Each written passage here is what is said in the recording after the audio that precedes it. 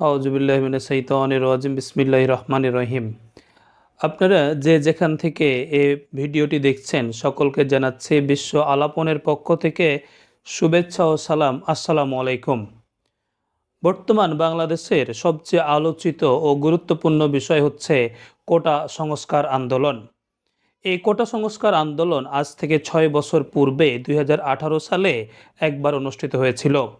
২০১৮ সালে কোটা সংস্কার আন্দোলনের মুখে প্রধানমন্ত্রী শেখ হাসিনা জাতীয় সংসদে ১১ এপ্রিল ২০১৮ সালে সকল পদের কোটা বাতিল ঘোষণা করেন।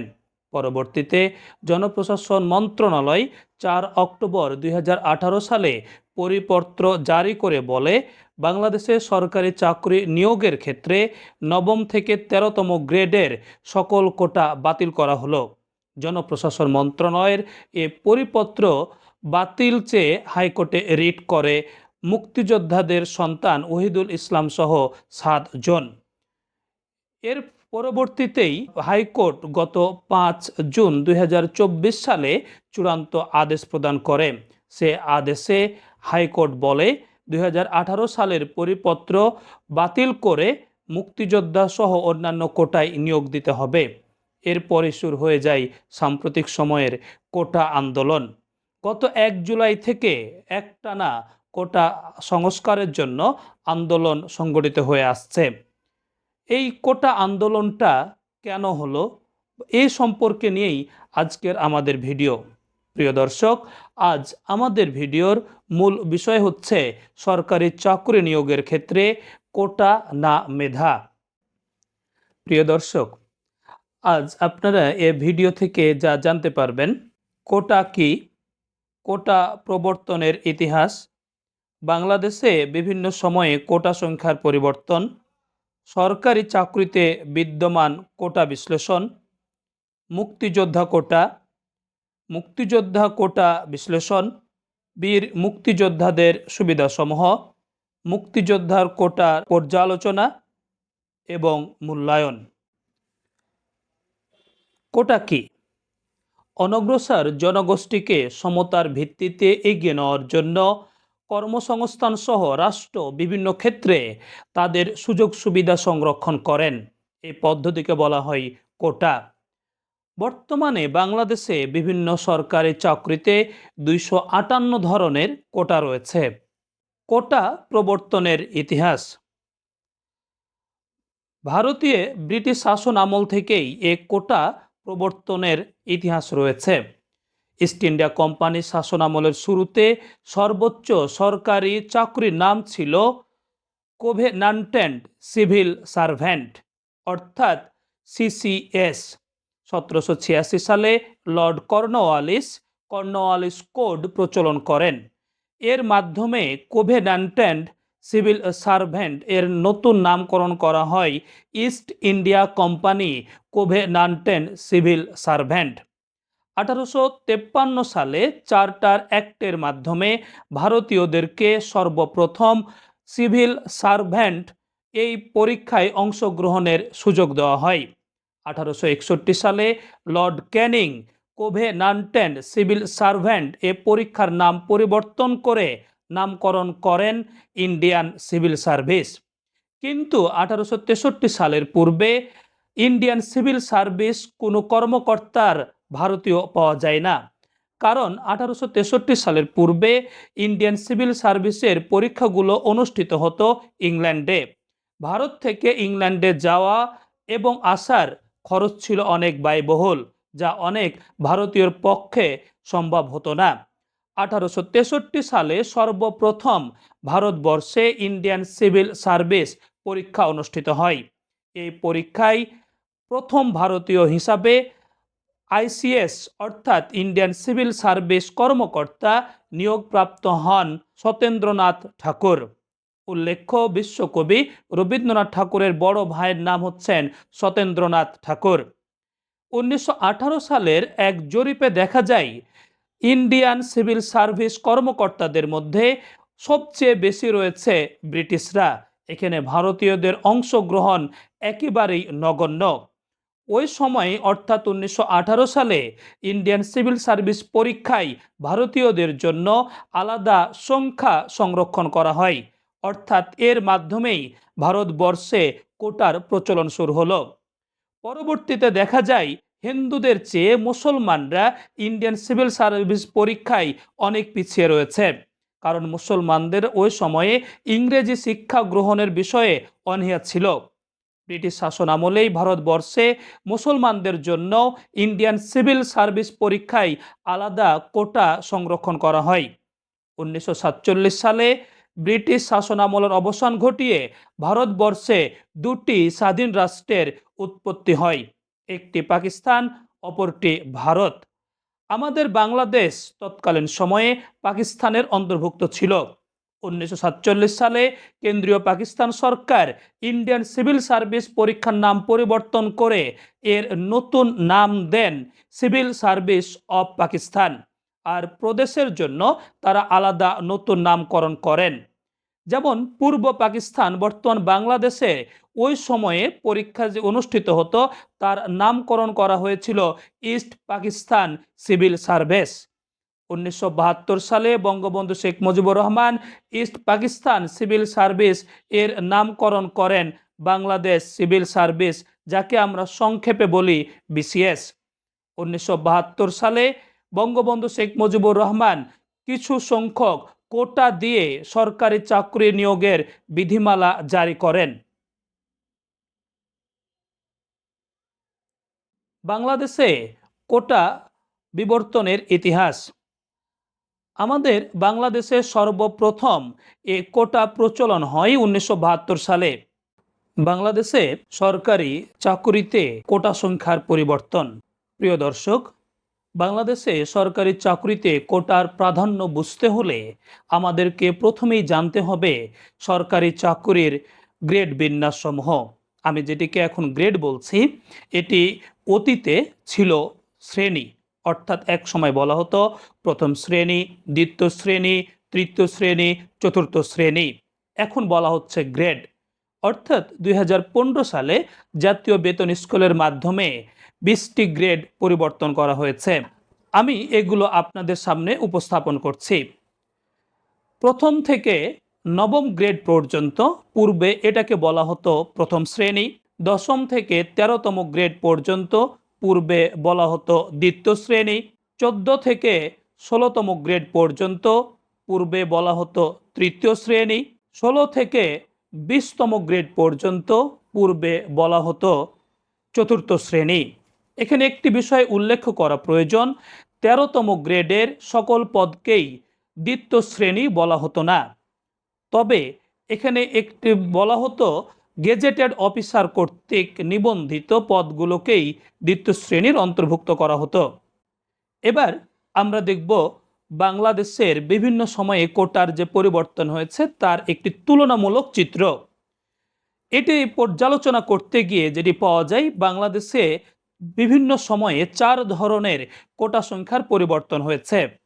1972 সাল থেকে 1976 সালের নিয়োগ পদ্ধতির কোটা পরিবর্তন ছিল এক ধরনের, অর্থাৎ 1972 সাল থেকে 76 সালে বাংলাদেশের নিয়োগ পদ্ধতি ছিল এরকম: মুক্তিযোদ্ধা কোটায় 30%, জেলা কোটায় 40%, নারী কোটায় 10% এবং মেধা কোটায় 20%। 1976 সালে সরকারি চাকরিতে নিয়োগের ক্ষেত্রে কোটার পরিবর্তন ঘটা হয়।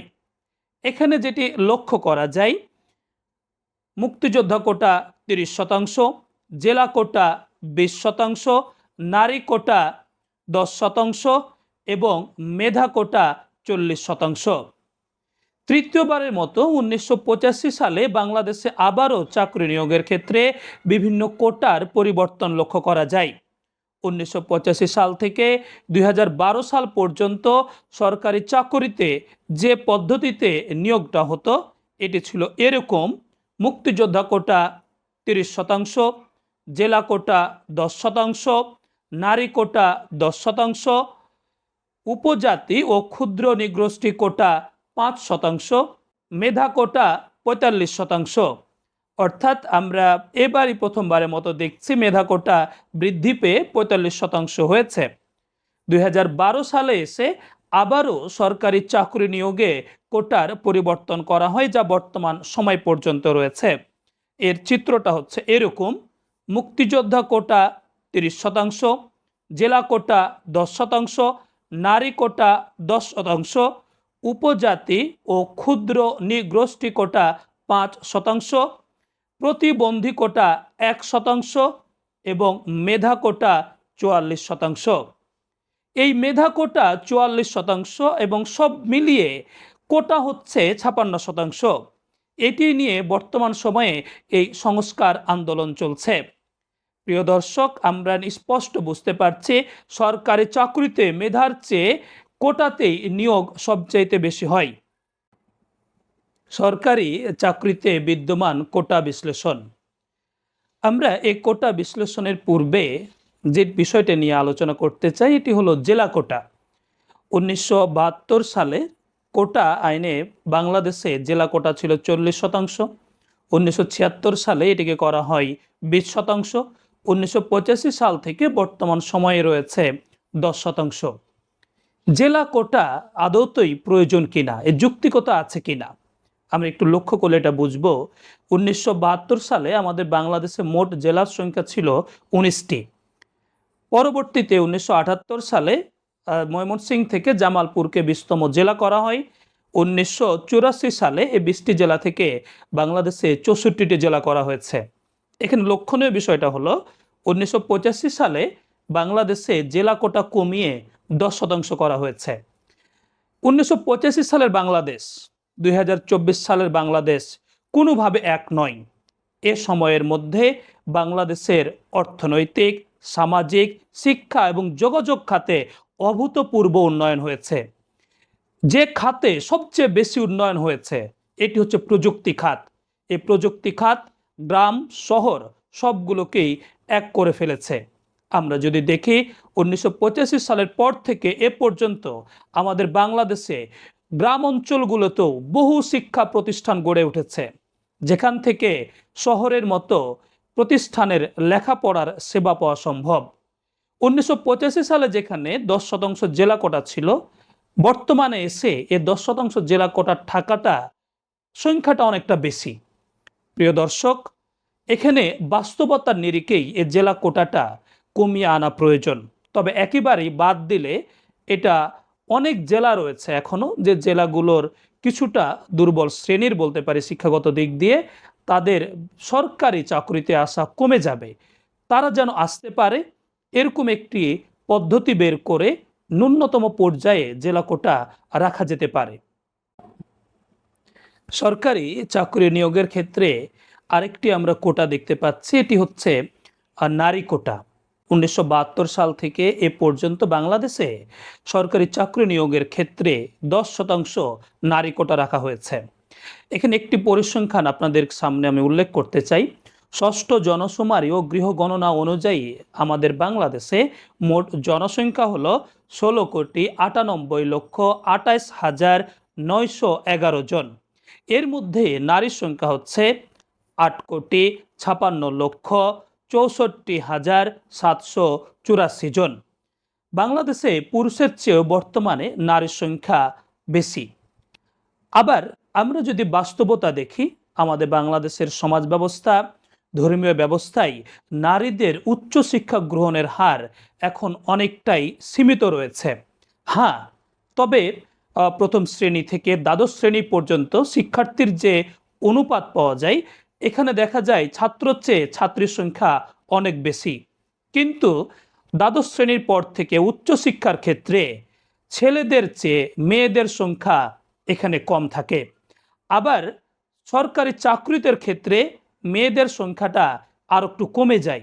শুধু সংখ্যার বিচারে নয়, অনেক সরকারি চাকরির প্রত্যাশী মেয়ে যারা বিবাহিত জীবনযাপন করে এবং তাদেরকে সংসারের অনেক দায়িত্ব বহন করতে হয়।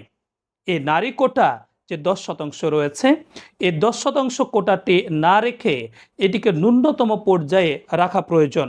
ন্যূনতম পর্যায়ে রাখার যৌক্তিকতাটা হলো ১৯৭২ সালে যেখানে ১০% ছিল, এই 53 বছরে বাংলাদেশে 10% কোটা রয়েছে। নিশ্চয় 1972 সালের বাংলাদেশের নারী 2024 সালে বাংলাদেশের নারীদের অবস্থা এক নয়। সুযোগ সুবিধার দিক দিয়ে অনেকটা বেড়েছে। এখানে অনুরোধ থাকবে সরকারি কর্তৃপক্ষের কাছে নারী কোটাটা ন্যূনতম পর্যায়ে নামিয়ে আনা হোক। উপজাতি ও ক্ষুদ্র নিগোষ্ঠী কোটা আমাদের বাংলাদেশে সরকারি চাকরির ক্ষেত্রে 1985 সালে সর্বপ্রথম উপজাতি ও ক্ষুদ্র নিগোষ্ঠী কোটা প্রবর্তন করা হয়। 1985 সালে এ ক্ষেত্রে 5% কোটা দেওয়া হয়েছিল, যা বর্তমান সময়ে রয়েছে। আমি শুরুতেই পর্যালোচনার শুরুতেই বলতে চাই এ উপজাতি কোটা থাকা প্রয়োজন। আমরা একমাত্র জাতি পৃথিবীর মধ্যে যারা বাংলা ভাষার জন্য প্রাণ দিয়েছে, অর্থাৎ মাতৃভাষার জন্য প্রাণ দিয়েছে। তাহলে আমাদেরকেও অন্যের ভাষা সম্মান করতে হবে। বাংলাদেশে বর্তমানে যে জনসংখ্যা, এই জনসংখ্যার 0.99% উপজাতি, যা প্রায় 16 লক্ষ। বাংলাদেশে 50টি উপজাতি সম্প্রদায় রয়েছে। তাদের মোট ভাষা রয়েছে 32টি এবং 32টি ভিন্ন ভিন্ন ভাষা। আমাদের রাষ্ট্রীয় শিক্ষার মাধ্যম হচ্ছে বাংলা এবং ইংরেজি। তাহলে উপজাতিদের যে ভাষা রয়েছে, এই ভাষা শিক্ষায় নিয়ে তারা সরকারি চাকরি পরীক্ষায় প্রতিযোগিতাতে অংশগ্রহণ করতে পারে না। তার জন্য তাদের প্রয়োজন হয় বাংলা ভাষা অথবা ইংরেজি ভাষা। আবার অপরদিকে উপজাতিরা আমাদের দেশেরই জনগণ। এ উপজাতি ও ক্ষুদ্র নিগোষ্ঠীর জন্য কোটা রাখা প্রয়োজন, তবে 5% নয়। তাদের জনসংখ্যার অনুপাতে কোটা নির্ধারণ করা প্রয়োজন এবং এটি একটি ন্যূনতম পর্যায়ে আনা প্রয়োজন। 5%টা অত্যাধিক। প্রতিবন্ধী কোটা।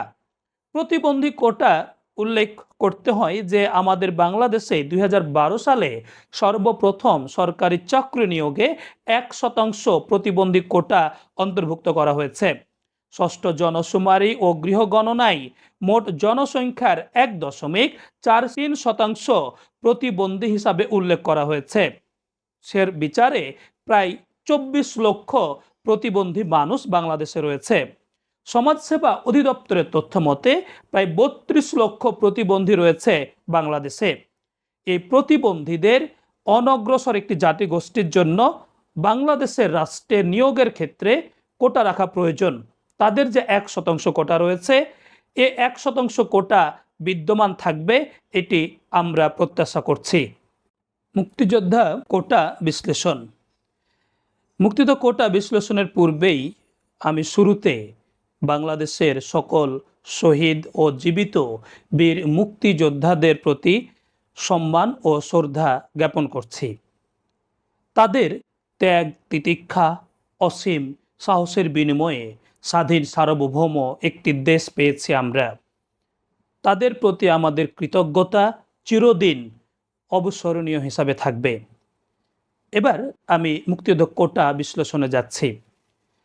বাংলাদেশে সরকারি চাকরি নিয়োগের ক্ষেত্রে 1972 সাল থেকে বর্তমান সময় পর্যন্ত 30% মুক্তিযোদ্ধা কোটা রয়েছে। 1972 সালে 5 সেপ্টেম্বর বঙ্গবন্ধু শেখ মুজিবুর রহমান পরিপত্র জারির মাধ্যমে সর্বপ্রথম মুক্তিযোদ্ধাদের জন্য কোটা সংরক্ষণের ব্যবস্থা করেছিলেন। Bangabandhu Sheikh Mujibur Rahman interim recruitment rules 1972 বা অন্তর্বর্তীকালীন নিয়োগ বিধিমালা 1972 অনুযায়ী এই কোটা ব্যবস্থাটি সংরক্ষণ করেছিলেন। বঙ্গবন্ধুর উদ্দেশ্য ছিল ক্ষতিগ্রস্ত মুক্তিযোদ্ধাদের অর্থনৈতিকভাবে পুনর্বাসন, সমাজে সম্মান বৃদ্ধি করা এবং সঙ্গে বাংলাদেশের প্রশাসনকে একটি মুক্তিযুদ্ধের আদর্শের প্রশাসন প্রতিষ্ঠা করা। এই লক্ষ্যে বঙ্গবন্ধু সরকার 1973 সালে 350 জন বীর মুক্তিযোদ্ধাকে বাংলাদেশের সরকারি চাকরিতে নিয়োগ প্রদান করেন। বঙ্গবন্ধুর এ আদেশের ভিত্তিতেই বা আইনের ভিত্তিতেই মুক্তিযোদ্ধা কোটা নিয়োগটি হয়তোবা 72 সালের পরে 15 থেকে 20 বছর চলত। তার একটি পরিসংখ্যানও পাওয়া যায়। 1982 সালে সরকারি কর্ম কমিশন পিএসসির এক জরিপে দেখা যায় বাংলাদেশে মুক্তিযোদ্ধা কোটায় সরকারি নিয়োগের সংখ্যা ক্রমান্বয়ে কমতে থাকাটাই স্বাভাবিক। কারণ বাংলাদেশে মুক্তিযোদ্ধা হওয়ার জন্য এ পর্যন্ত 11 বার বয়সের সীমা নির্ধারণ করা হয়েছে। তার মধ্যে মুক্তিযোদ্ধাদের সর্বনিম্ন বয়স নির্ধারণ করা হয়েছিল 1971 সালে 30 নভেম্বর, যাদের বয়স 12 বছর 6 মাস হবে। অর্থাৎ আমি যদি এক কথায় বলি, 1971 সালের 30 নভেম্বর যার বয়স ছিল 12 বছর 6 মাস, তিনি হচ্ছেন বাংলাদেশের বীর মুক্তিযোদ্ধা। আবার 1991 সালের পূর্ব পর্যন্ত বাংলাদেশের সরকারি চাকরিতে প্রবেশের বয়স সীমা ছিল 27 বছর। তাহলে আমরা যদি এখানে বয়সের সংখ্যাটা লক্ষ্য করি, যে লোকের বয়স হবে 1971 সালে 12 বছর 6 মাস, নিশ্চিতভাবে 1985 সালে তার বয়স হয়ে যাবে 27 বছর। অর্থাৎ 1985 সালের পরে মুক্তিযোদ্ধাদের সরকারি চাকরিতে প্রবেশের সুযোগ থাকবে না। এবং এটিও লক্ষ্য করা যায় যে 1989 সালে সরকারি কর্ম কমিশনের জরিপে ওই সময়ে বাংলাদেশে মুক্তিযোদ্ধা কোটায় মাত্র 1% নিয়োগ হতো। তখন সরকারি কর্ম কমিশন তারা সরকারের কাছে একটি প্রস্তাব পাঠিয়েছিল। সে প্রস্তাবে তারা বলেছিল মুক্তিযোদ্ধা কোটা 5% রেখে নারী কোটা বৃদ্ধি করা হোক। কিন্তু বাংলাদেশে প্রায় 1 দশক এ কোটা নিয়ে কোনো আলোচনা হয়নি। পরবর্তীতে 1997 সালে 17 মার্চ প্রধানমন্ত্রী শেখ হাসিনা তিনি তার এক আদেশে বলেন, মুক্তিযোদ্ধার সন্তান সন্ততিরা এখন থেকে সরকারি চাকরি নিয়োগের ক্ষেত্রে 30% কোটা সুবিধা পাবে। পরবর্তীতে আরও প্রায় 14 বছর পর 2011 সালে প্রধানমন্ত্রী শেখ হাসিনা এক পরিপত্রের মাধ্যমে জানান, বাংলাদেশে এখন থেকে মুক্তিযোদ্ধার সন্তানদের পাশাপাশি নাতি নাতনিরাও 30% কোটা পাবেন। প্রিয় দর্শক, মুক্তিযোদ্ধা কোটা নিয়ে অতীতে কোনো অসন্তোষ ছিল না। মুক্তিযোদ্ধার সন্তানদেরকে যখন 1997 সালে সুবিধা দেওয়া হয় তখনও অসন্তোষ ছিল না। কিন্তু 2011 সালে যখন মুক্তিযোদ্ধার নাতি নাতনিদের অর্থাৎ তৃতীয় প্রজন্মকে সরকারি চাকরিতে 30% কোটা নিয়োগের সুবিধা দেওয়া হয়, একটি চাপা অসন্তোষ সাধারণ শিক্ষার্থীদের মধ্যে ছিল, যার বহিঃপ্রকাশ ঘটে 2018 সালে। 2018 সালে তীব্র আন্দোলনের মুখে তৎকালীন প্রধানমন্ত্রী শেখ হাসিনা 11 এপ্রিল 2018 সালে জাতীয় সংসদে এ কোটা ব্যবস্থা বাতিল করেছিলেন। কিন্তু পরবর্তীতে রিট করা হয় হাইকোর্টে এবং 2024 সালেরই 5 জুন হাইকোর্টের আদেশে এ কোটা ব্যবস্থাটাকে বহাল করার কথা বলা হয়। আবার রাষ্ট্রপক্ষ হাইকোর্টের এই আদেশের বিপক্ষে আপিল ডিভিশনে আবেদন করে। গত 10 জুলাই 2024 তারিখে আপিল বিভাগ শুনানির মাধ্যমে জানায়, আগামী 1 মাস অর্থাৎ 7 আগস্ট পর্যন্ত স্থিতি অবস্থা বিদ্যমান থাকবে। অর্থাৎ 2018 সালের যে পরিপত্র জারি করা হয়েছিল, সরকারি চাকরির ক্ষেত্রে 9ম থেকে 13তম গ্রেডে কোনো কোটা থাকবে না, এ 1 মাসে এখন যে নিয়োগগুলো হবে এটি ওই পরিপত্র কার্যকর করে নিয়োগ হবে। অর্থাৎ 1 মাসের নিয়োগের ক্ষেত্রে কোনোভাবেই এখানে কোনো ধরনের কোটা প্রয়োগ করা যাবে না। তবে বর্তমানে যারা আন্দোলন করছেন তাদের একটি দাবি হচ্ছে, বিচার বিভাগের কাছে নয়, নির্বাহী বিভাগের কাছ থেকে আদেশ আসতে হবে, বাংলাদেশে এ কোটা সংস্কার করতে হবে এবং এটি ন্যূনতম পর্যায়ে নিয়ে আসতে হবে। মুক্তিযোদ্ধা কোটার যৌক্তিকতা নিয়ে আলোচনা করার পূর্বে আমাদের জানা প্রয়োজন, বর্তমানে বাংলাদেশের বীর মুক্তিযোদ্ধারা কি কি সুবিধা পেয়ে থাকেন। বাংলাদেশে বর্তমানে বীর মুক্তিযোদ্ধারা প্রতি মাসে সম্মানী হিসাবে 20,000 টাকা পান, প্রতি 2 ঈদে 10,000 টাকা, বিজয় দিবসে 5,000 টাকা, বৈশাখী উৎসব উপলক্ষে 2,000 টাকা তারা পান। এছাড়াও বীর মুক্তিযোদ্ধারা জটিল ও মুমূর্ষু রোগে আক্রান্ত হলে বাংলাদেশের 24টি বিশেষায়িত হাসপাতালে সর্বোচ্চ 2 লক্ষ টাকার সুযোগ ও সুবিধা পেয়ে থাকেন। অসচ্ছল বীর মুক্তিযোদ্ধা, শহীদ ও প্রয়াত বীর মুক্তিযোদ্ধাদের পরিবারের জন্য বীর নিবাস প্রকল্পের আওতায় 30,000 পাকা বাড়ি নির্মাণ করা দেওয়া হয়েছে। বাংলাদেশে বীর মুক্তিযোদ্ধারা বিশেষ ঋণ কর্মসূচির আওতায় সোনালী ব্যাংক থেকে 10 লক্ষ টাকার ঋণ সুবিধা পেয়ে থাকেন। বাংলাদেশের বীর মুক্তিযোদ্ধাদের বিমানবন্দরে যাতায়াতের জন্য আলাদা কাউন্টার রয়েছে। বীর মুক্তিযোদ্ধাদের এই বীর শব্দটি যুক্ত করা হয়েছে সম্মানের সঙ্গে 29 অক্টোবর 2020 সাল থেকে। সরকারি চাকরিজীবীদের ক্ষেত্রে বীর মুক্তিযোদ্ধাদের অবসরের বয়স সীমা করা হয়েছে 59 বছর, যেখানে সাধারণদের অবসরের বয়স সীমা হচ্ছে 57 বছর। বর্তমানে বীর মুক্তিযোদ্ধাদের সন্তানরা সরকারি চাকরিতে প্রবেশের সর্বোচ্চ বয়স সীমা পেয়ে থাকেন 32 বছর, সাধারণদের জন্য রয়েছে 30 বছর। প্রিয় দর্শক, এবার আমরা এই মুক্তিযোদ্ধা কোটার 30% না এটি সংস্কার করে কমিয়ে আনা উচিত কিনা এর যৌক্তিকতা নিয়ে পর্যালোচনা করব। বর্তমানে বাংলাদেশে বীর মুক্তিযোদ্ধা কতজন রয়েছে এ তথ্য আমি সংগ্রহ করতে গিয়ে দেখলাম জাতীয় মুক্তিযোদ্ধা কাউন্সিল এ পর্যন্ত 7 বার মুক্তিযোদ্ধাদের তালিকা প্রণয়ন করেছেন। তার মধ্যে সর্বোচ্চ সংখ্যাটা হচ্ছে এখন যেটি দিচ্ছে বাংলাদেশের মুক্তিযুদ্ধ মন্ত্রণালয়ের গেজেট শাখা। বাংলাদেশে বর্তমানে বীর মুক্তিযোদ্ধা সংখ্যা 2,42,000 জন। তাহলে আমি ধরে নিচ্ছি বাংলাদেশে 2,42,000 বীর মুক্তিযোদ্ধা রয়েছেন। ষষ্ঠ জনশুমারি ও গৃহ গণনায় বলা হয়েছে বাংলাদেশে খানার আকার অর্থাৎ পরিবারের সদস্য হচ্ছে গড়ে 4.4 জন। তাহলে আমি যদি বলি গড়ের সংখ্যাটা 5 জন ধরে নিলাম, তাহলে বাংলাদেশে 2,42,000 বীর মুক্তিযোদ্ধা রয়েছেন।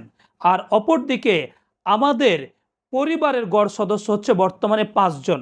তাহলে মুক্তিযোদ্ধাদের পরিবারে এ সংখ্যাটা দাঁড়াচ্ছে প্রায় 12.5 লক্ষ। এখন যেটি প্রশ্ন হচ্ছে যে এটি মোট জনসংখ্যার কত? বাংলাদেশে এটি মোট জনসংখ্যার 0.12%। একটি লক্ষণীয় কথা যে দেশে 0.12% জনগোষ্ঠীর জন্য সরকারি চাকরির ক্ষেত্রে নিয়োগে 30% রাখা হয়েছে, আর বাকি 99.88% জনগোষ্ঠীর জন্য রাখা হয়েছে বাকি সংখ্যাটা। তাহলে এই সংখ্যাটি নিঃসন্দেহে এখন অনেক বেশি। হ্যাঁ, তবে এখানে সম্মানের সাথেই বলছি আমরা 1972 সাল থেকে 2011 সাল পর্যন্ত এই সংখ্যাটি ঠিক ছিল, কারণ তখন মুক্তিযোদ্ধা এবং মুক্তিযোদ্ধাদের সন্তানরা এই সুযোগ সুবিধাটা পেয়ে এসেছেন। কিন্তু নাতি নাতনিদের প্রশ্ন এসেও যখন আমরা দেখছি তাদের সংখ্যাটা একেবারে নগণ্য, কিন্তু কোটা সংখ্যাটা অনেক বেশি। তাহলে এ কোটা বীর মুক্তিযোদ্ধাদের প্রতি কোনো ধরনের অসম্মান নয়, তাদের প্রতি আমাদের রয়েছে চিরশ্রদ্ধা রেখে বলছি যারা আমাদের দেশটা স্বাধীনতার পিছনে ত্যাগ তিতিক্ষা করেছেন ওই লোকজনের পরিবারের সদস্যগণ কখনোই দেশে আবার বৈষম্যমূলক কোনো নীতি প্রচলন থাকুক এটা চাইবেন না। আমরাও বীর মুক্তিযোদ্ধার সন্তান তাদের নাতি নাতনিদের কাছ থেকে প্রত্যাশা করছি এবং সরকারের নির্বাহী আদেশ বিভাগের কাছ থেকেও প্রত্যাশা করি আমাদের বাংলাদেশে এই মুক্তিযোদ্ধা কোটাটা সংস্কার করা হবে এবং এটিও একটি ন্যূনতম পর্যায়ে রাখা হবে, একেবারে বাতিল না করে ন্যূনতম পর্যায়ে রাখা প্রয়োজন। বিনিময়ে আরেকটি সুপারিশ রয়েছে আমাদের বিশ্ব আলাপনের পক্ষ থেকে, বীর মুক্তিযোদ্ধাদের আরও অন্যান্য সুযোগ সুবিধা বৃদ্ধি করা হোক। মূল্যস্ফীতির হার অনেক বেড়ে যাচ্ছে এখন, সেক্ষেত্রে মুক্তিযোদ্ধাদের মাসিক ভাতা বৃদ্ধি করা যেতে পারে। চিকিৎসা সেবা 24টি বেসরকারি বিশেষায়িত হাসপাতালে না হয়ে দেশের সকল সরকারি হাসপাতালে তাদের জন্য চিকিৎসার সুবিধা রাখতে হবে। 2 লক্ষ টাকা নয়, চিকিৎসার সুবিধা তারা পাবেন পর্যাপ্ত সুবিধা যেটি দরকার সেটি। রেলওয়ে থেকে শুরু করে সড়ক, আকাশপথ, নৌপথ প্রত্যেকটি যাতায়াতে বীর মুক্তিযোদ্ধাদের জন্য থাকতে হবে আলাদা সুযোগ সুবিধা, কারণ তারাই হচ্ছেন আমাদের জাতির বীর সন্তান।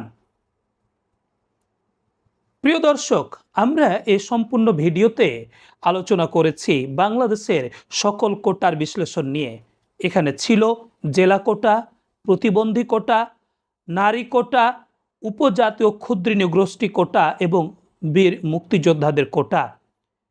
আমি আবারও বিষয়টি পরিষ্কার করছি, আমাদের বাংলাদেশে কোনো কোটাকে বাতিল নয়, কোটাগুলোকে সংস্কার করে বাস্তবতার আলোকে ন্যূনতম পর্যায়ে নামিয়ে আনা হোক। বাংলাদেশের সরকারি চাকরিতে নিয়োগের ক্ষেত্রে কোটা নয়, মূলত মেধাই প্রাধান্য পাক। বিশ্বের অন্যান্য দেশেই তাই হয়ে আসছে। আজকে পর্যন্তই। আপনারা সবাই ভালো থাকবেন। আসসালামু আলাইকুম।